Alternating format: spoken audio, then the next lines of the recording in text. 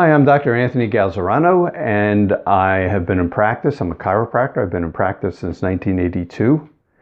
And Dr. Kundell asked me to answer your questions about chiropractic, and I have a list of them here. I will go over them, and I decided to do this as a video because then I can demonstrate some of the things as opposed to just giving you written answers. So let's start with a question from Rachel. And Rachel asks, what should clients expect at their first chiropractic consultation? And is there anything that should be done, such as exercises, or brought, such as a medical referral, to the appointment? As far as a medical referral goes, you do not need a referral to see a chiropractor. That's true in all 50 states. Chiropractors are considered primary healthcare providers, so there's no referral necessary. Now, if you have an HMO, and you want your insurance to cover the cost, or at least part of the cost of your appointment, then you probably will need a referral from your primary doctor, and that goes for chiropractors or any specialists like orthopedists or neurologists. You need to get the referral first. But as far as legally, as far as our license goes, we're primary healthcare providers. As far as exercises, most people come in and they've tried some exercises and the exercises now are hurting. Sometimes exercises can actually be counterproductive. I often tell people just to back off. Let's not throw in too many variables. If it's hurting you, I'll give some specific stretching exercises, very gentle stretching exercises to try to get some of that muscle pain out of the problem. Because often there are many levels of pain. There's the pain might be originating, say, from a disc, but then the muscles around the joint will tend to tighten up because of the pain, which will cause pain on its own. So it becomes a vicious cycle, and one of the things we have to do as chiropractors is to reverse that. So when you come into the chiropractor's office, like any doctor's office, you fill out a form, and the form will give information about your history and anything going on with you at that point. Of course, things like your date of birth, etc. You'll fill that out. My assistant will bring it back to me. I'll look it over while you're taking care of business at the front desk. Then when you come in, we'll do a consultation. Consultation's very important because it gives a context for the examination. In other words, you can't really do the same exam on everybody because, first of all, it would be time consuming because you're doing exams that aren't even relevant to the problem, and you want to get a good history, and you want to look out for certain things. You want to hone in on the problem. As chiropractors, we're looking for a biomechanical problem. The basic problem that we look for is called a motion unit fixation, or the old term that's been going on since 1895 is a subluxation. That creates a little bit of confusion because there's also a medical term, subluxation, which is different. It has a different meaning. So what we're talking about is a bone that's not functioning properly, a joint basically that's not functioning properly. The purpose of a motion unit is, as the term implies, motion. So if you don't have motion, then over time you'll get pressure in that area, maybe inflammation as well. And over the course of time, that'll reach what's called the threshold of the nociceptor. Nociceptors are, for just a shorthand, call them pain nerve endings. It's not exactly what they are. They're much more than that. But we call them nociceptors or pain nerve endings. So they have a threshold. So you have to cross the threshold before you'll feel any pain. So you can have a problem going on for a long time and not know it. And often that's the case with my patients. Patients who haven't been in car accidents or have athletic injuries or had a fall, something that they say, oh yeah, that's what did it. Sometimes they'll be in a gym and they'll feel something pop when they use too much weight or they had bad form, and they can point right back to that problem. But for the most part, people say, I don't know what happened. I must have slept wrong. Or I bent over to pick up a pencil. Well, obviously, picking up a pencil isn't going to cause a back problem unless there's one that's existing there before. So it's a question of awareness as opposed to the problem being there, because the problem's been there for a long time. Now you have a threshold, because if you didn't have a threshold, if you didn't need a certain amount of pressure and a certain amount of inflammation, then everything would hurt all the time. So these nerve endings need a certain level of inflammation or pressure before they'll fire. And the first thing that goes away in a chiropractic office is the pain, because that's really the last thing that appears when this problem's been going on for a while. So we call that a motion unit fixation or a chiropractic subluxation, where the joint is not functioning as well as it should. It's not after as well as it should. So now I have tools for that. So after we do the examination, after we do the consultation, I determine what kind of examination we need to do. So often I'll have a patient, we'll do what's called a surface EMG test. Now I've taken a look at that. I've tried to do a video, put it on the video, but the problem is the computer and the phone are not synced in terms of the frames per second. So it creates a lot of visual noise, and it becomes, almost makes you dizzy. But what the surface EMG does is it picks up the electrical activity in the spine. So if you have an area where the spine, where the muscles are really tight, I can feel it.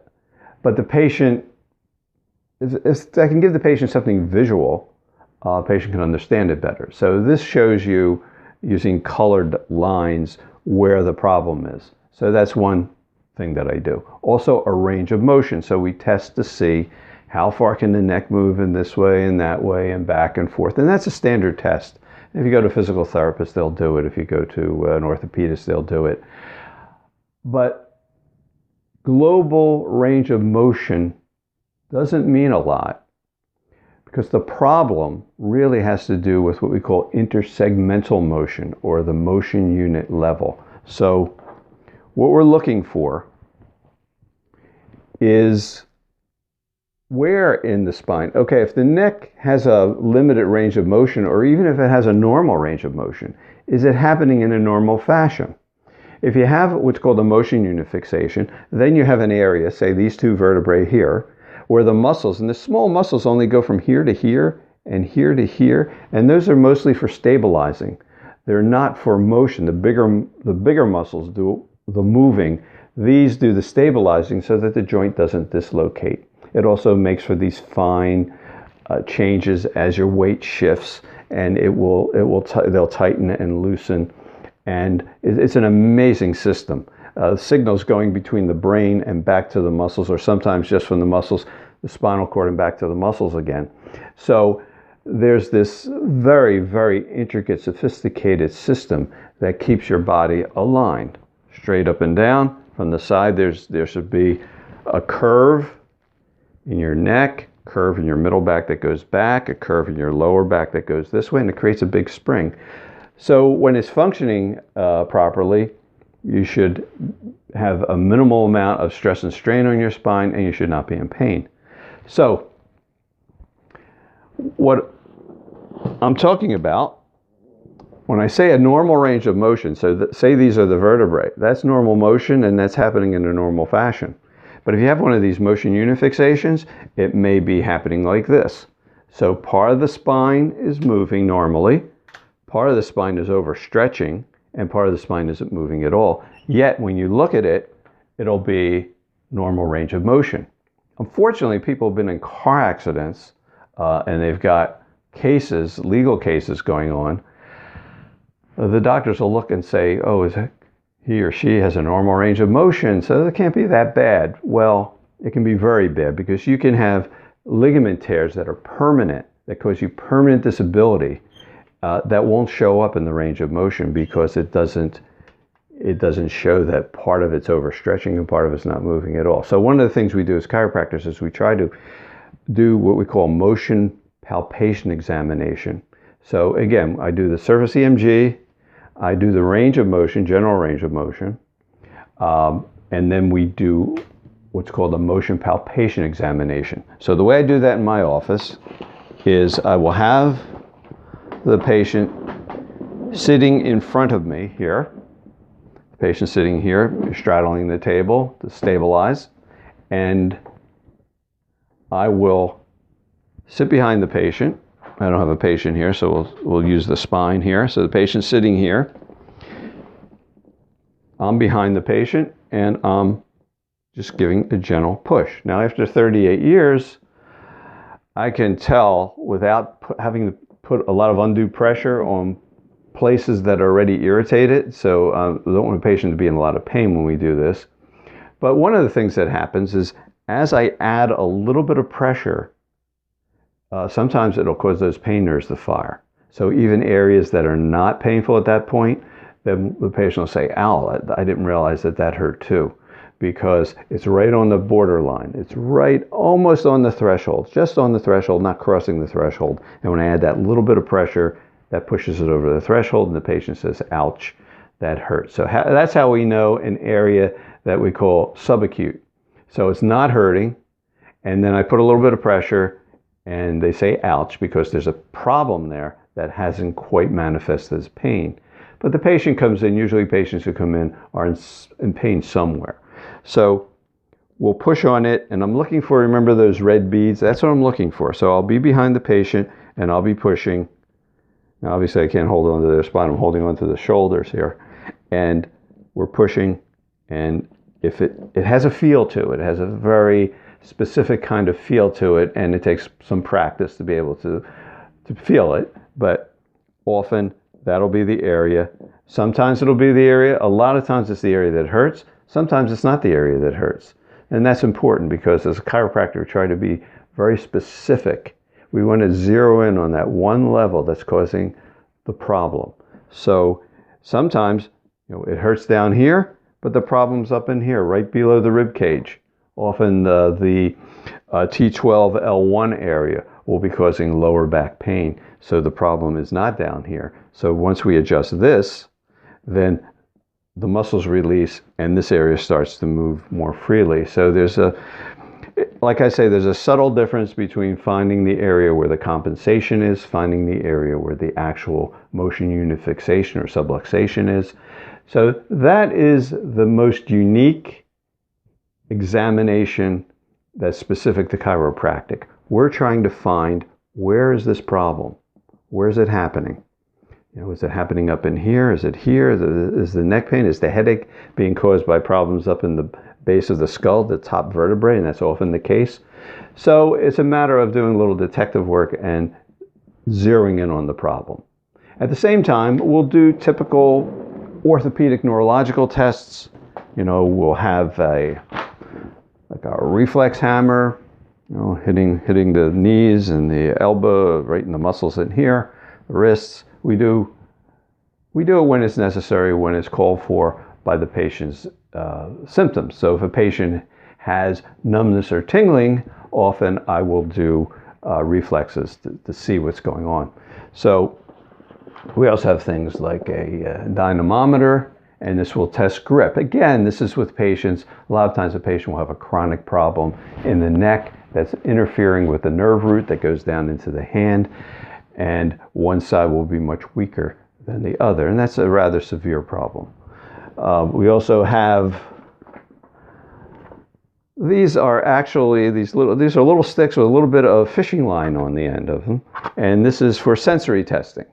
So you'll run this little bit of fish line down the leg, down the arm, and there's different thicknesses that correspond to different levels of sensitivity. So you use the thinnest one, the lightest one. If the patient can feel it, that's fine. If they can't, then we'll go into heavier and heavier, and we'll make a notation about where it is. So this way, when we go back later, do it again, we have something to compare it to. So it's important to take notes. It's important to do a thorough examination. And that's what you get with chiropractic. You get a thorough examination. So again, we'll have the patient come in. We'll do all those examinations. We'll do a talk. So I saw something the other day. It was a chiropractor explaining something to attorneys in a webinar. And he said something that was very interesting that hadn't occurred to me before. He said, when you send a patient to a neurologist, if you send them right to a neurosurgeon or an orthopedist, a lot of times this is what happens when a patient's been in a car accident.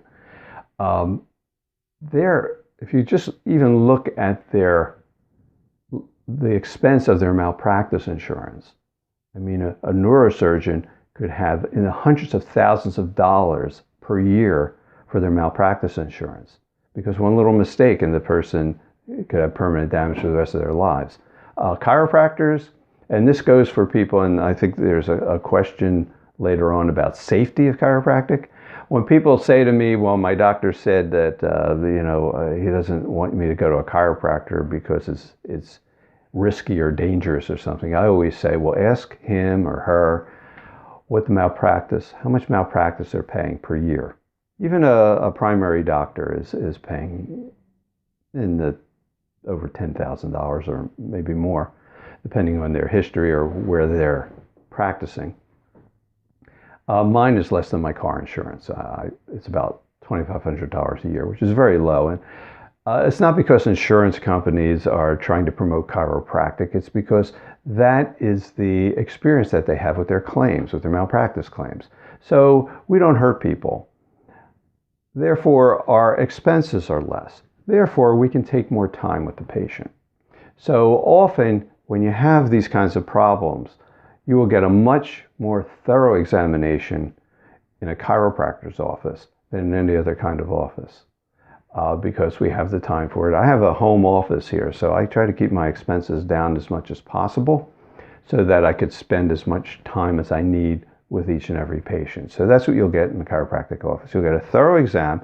Then, right then and there, I will, unless there is some question that I have to send out for an MRI or something, but most of the time, 99% of the time, I will take care of the patient. I will do a treatment right then and there because they want to get out of pain. Sometimes I can't do a manipulation because they're in too much pain. I do have a tool that mobilizes a joint without doing a manual manipulation, so it's gentler on the patient. Sometimes I'll do that with an older patient, a patient who's in a lot of pain. Sometimes people are just afraid. They never had a chiropractic adjustment. They look at some of this crazy stuff you see on YouTube especially, and they're afraid of it. Or they went to a chiropractor and they had a muscle reaction to an adjustment. That's usually what happens if there's any kind of negative reaction to an adjustment. It usually happens because the muscles, when they're being stretched so quickly, they go into a response where they tighten up. So that's usually the most negative thing that happens as far as reactions to an adjustment. So we'll get the patient who's has that kind of problem. Either they're afraid of it, they have a phobia about it, or they're just too fragile, or they're in too much pain. And I'll use I have a couple of things that I use instead of the chiropractic manipulation. But there's other therapies. We use ultrasound, which delivers sound waves into the area, which helps to relax and push out inflammation. I use electrical muscle stimulation, and that helps the muscles to relax, which helps to relieve pain as well. I also have a traction unit that I use to help get pressure off the discs. So there's a lot that we can do on the first visit. And generally speaking, then later on, I see there's a question about how long does it take. Well, let me get into that when we get to it.